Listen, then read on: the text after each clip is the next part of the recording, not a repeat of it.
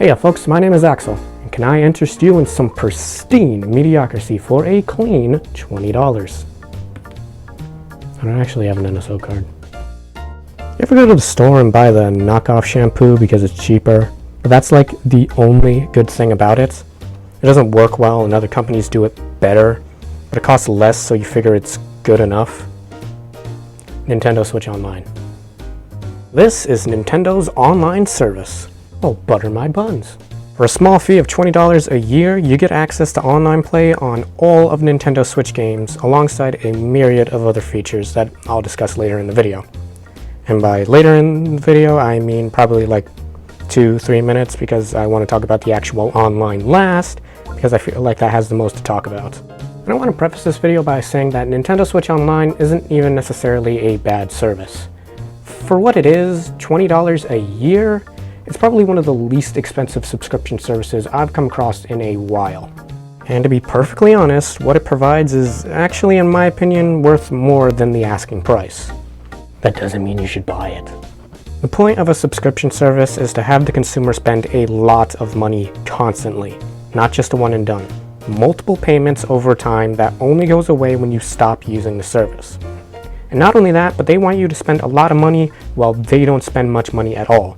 So to see a service that is super cheap and has some good perks is very nice to see, even if it's not worth it. That's not me saying that NSO is the greatest service ever or anything.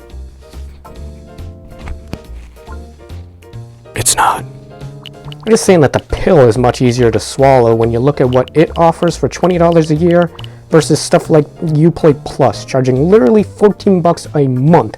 Not a year, a month, so I can have the privilege of playing Uno for free. How many people bought this garbage anyway?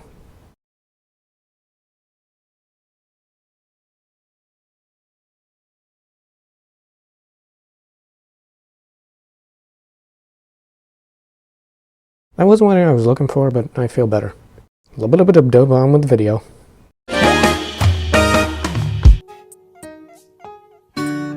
Luigi knows that no matter how careful you try to be,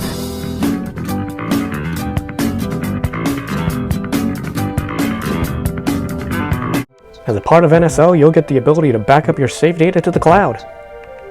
Honestly, it's the most high quality part of the package. That's not a good sign. It works seamlessly. No hassle, no BS, no complaints. As long as you have a Nintendo account in NSO, your save data is backed up always and automatically, from what I can tell. This of course means if your system is damaged or stolen and you happen to get a new system, your digital purchases and save files are secure and can be gotten back with no hassle at all. This also means that if you're trying to free up space and you want to delete a few things, you can just delete them off your Switch and then you can get them back later. And I do mean anything, from big games with large files to even more small and secure stuff like Ultimate Jump Rope Challenge or something. If it's saved directly to the Switch, it can be recovered very easily. When I first got my Switch, but before I got an SD card, I wanted to free up some space, so I deleted a few games to make space for new ones. And then when I eventually got around to getting an SD card, I went to see if I could re-download the games, and I found that not only could I download them without any fee at all, but also that everything on the game and everything on my save file was completely safe, like nothing had even happened in the first place. It works really well, and I'm happy that it's an option, seeing how digital games are much harder to preserve than physical games, and the save files even more so. There's only one real problem with being part of NSO, is the fact that it's a part of NSO. Think about it. The ability to preserve and secure save files that you bought with your money is locked behind a paywall. That would be like if you went out and bought a USB drive for your computer, but before you could put anything on it, you had to pay a microtransaction first.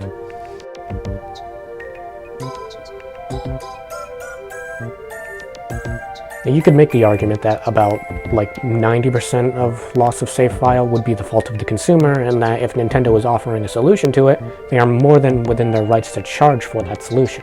Like I said, it's very seamless and it's very automatic. I always forget it's part of the service in the first place, and that I have to renew in order to keep my save files safe. And that's the thing, the whole point of the cloud service is to keep your save files safe. So why then would they attach it to a subscription service that can run out if you don't renew it?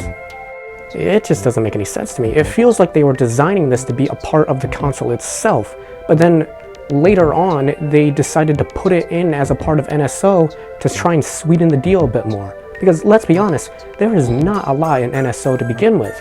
Nintendo claims that NSO has a lot of features, but when you actually look at those features, you'll see that they either have a lot of problems or are just absolute nothing. And that's even more apparent with what we're talking about next. NSO allows you to download and use the NSO smartphone app. What does it do? It allows you to connect to your friends and voice chat to play in online games. Did Nintendo just forget that Discord was free? And even if Discord wasn't free, why on God's green earth is voice chat only available through a smartphone app? Why isn't it part of the system? Who wants to use a phone for party chat? Seriously, you can download the Discord app on your phone for free and get the exact same experience that NSO provides. Or you could get Discord on your computer with a mic and have the same experience, but 1,000 times better. They made an app for your phone that can only be gotten on your phone, and its only use is to communicate with people on your phone. Well, that's not necessarily true. A whopping 3 games have a special service on the app. Super Smash Bros. Ultimate has Smash World, which is a service that allows people to share cool screenshots that they took in the game. And you can see those screenshots in the app without having the game open.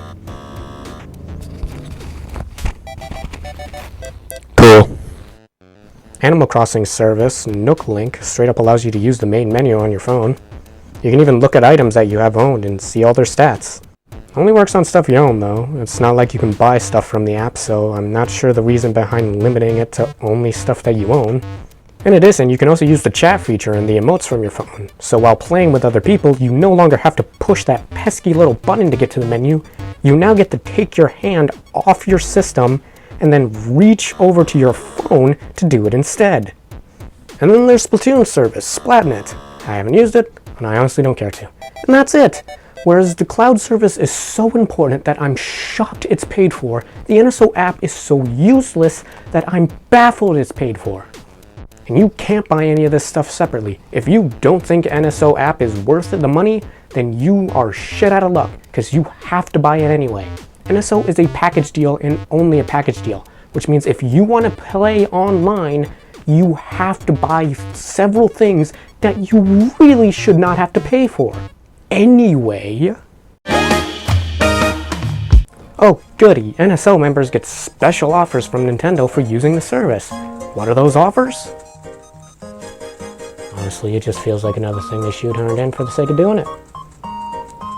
If anyone else has some cool stuff that they got from the service, hit me up. I haven't gotten anything big out of it yet. They gave me like 5 gems in a free-to-play Kirby game.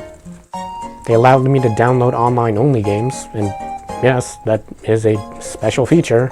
The ability to download and use games that you can't play without NSO anyway. And you get the ability to buy NES and SNES controllers that work with the Switch. You don't get the controllers, you just get permission to buy them. For $60. In all honesty, this, for a lot of people, is worth the $20 all on its own. As a part of NSO, you get access to a library of NES and SNES games for free. Having access to these games may not be all that special by itself, but to have it all portably is a big plus. I don't have much to say about it. It's an actual incentive to buy NSO. It doesn't feel like it was haphazardly thrown in. It feels like it was always meant to be a part of NSO, and that it wasn't just tossed in for the sake of sweetening the deal, which is a deal that we shouldn't have in the first place. Though I will say...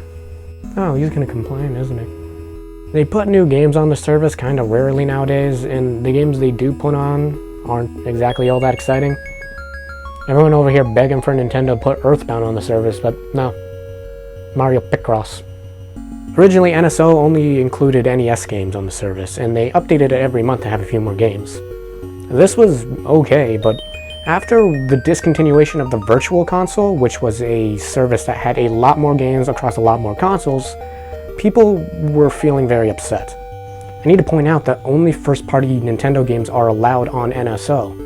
So at the time, the fact that we were only getting first-party games and only getting NES games led a lot of people to be very, very upset.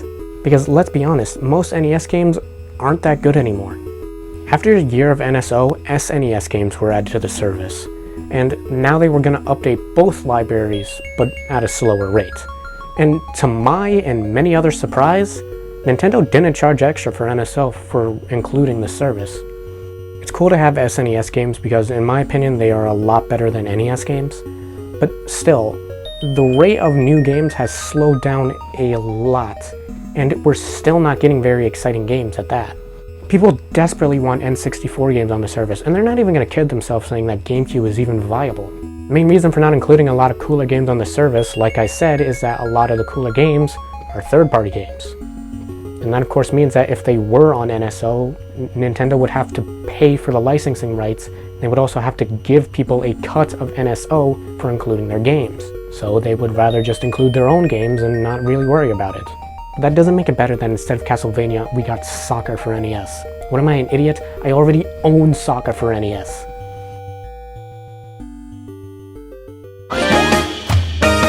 So, finally, we're here on the actual online. It's horrible. Seriously though, if there was anything in NSO that they had to get right, it was the online. It's the part people use the most. It's the selling point of the service. It's the thing it's named after.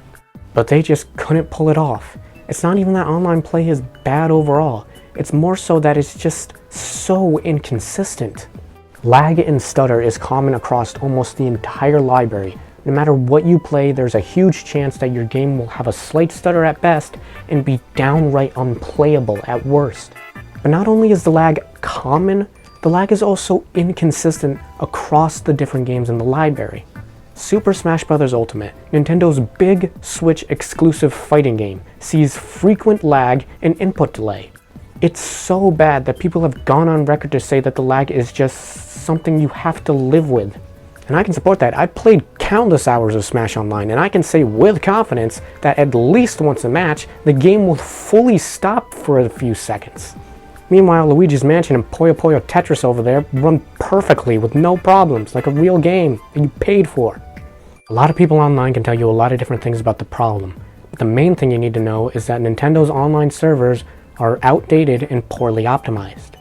A wired LAN adapter / Ethernet cable can help slightly, but even in that scenario, it's weirdly hard to get a good connection. Even with the best equipment, it's still going to be hard to play online. It's a problem with Nintendo's own servers itself. Again, online is the literal name of NSO. If there was anything at all that they had to get right, it was this. But they just couldn't do it. They didn't even have to do that much work to get it right.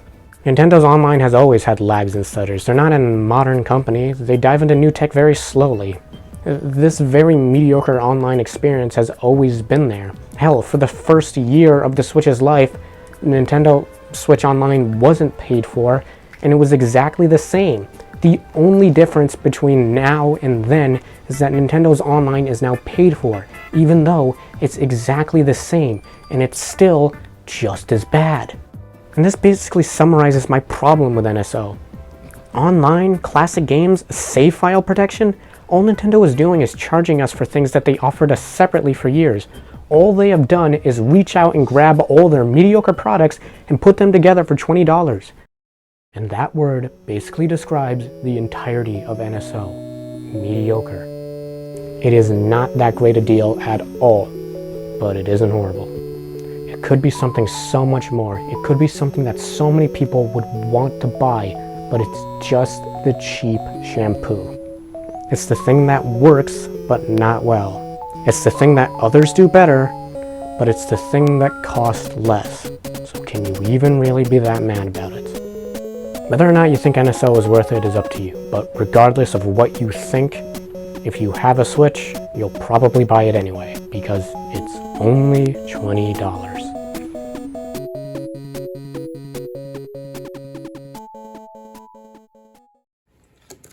So I actually did have one, as it turns out, but I don't know why I still have it.